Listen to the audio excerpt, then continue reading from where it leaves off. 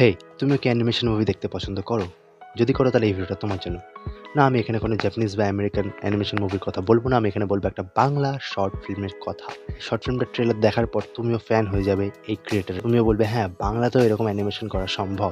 Short ফিল্মটার নাম হচ্ছে বাসা। এটা একটি ফিল্ম ফেস্টিভ্যালের জন্য বানানো শর্ট ফিল্ম। আমি ইউটিউব স্ক্রল করতে করতে এটাকে খুঁজে পাই এবং দেখার পর আমার খুব ভালো লাগে। তাই আমার মনে হলো এটা নিয়ে কথা বলা উচিত। এমনিতেই সবাই ভাবে যে বাংলাতে অ্যানিমেশন হয়তো করা সম্ভব নয়, বাট এই ক্রিয়েটর বুঝিয়ে দিয়েছে যে হ্যাঁ, বাংলাতেও এরকম অ্যানিমেশন করা যায়। সিনেমাটিক অ্যানিমেশন স্টাইল এবং কালার গ্রেডিং, ক্যারেক্টারাইজেশন দেখে আপনি বিশ্বাস করতে পারবেন না এটা যে একটা বাংলা ইন্ডিপেন্ডেন্ট শর্ট ফিল্ম। এটার 1.5 মিনিটের ট্রেলারটা আপনাকে মুগ্ধ করে দেবে এবং ভাবতে বাধ্য করবে যে হ্যাঁ, বাজেট পেলে বাংলাতেও এরকম অ্যানিমেশন করা সম্ভব।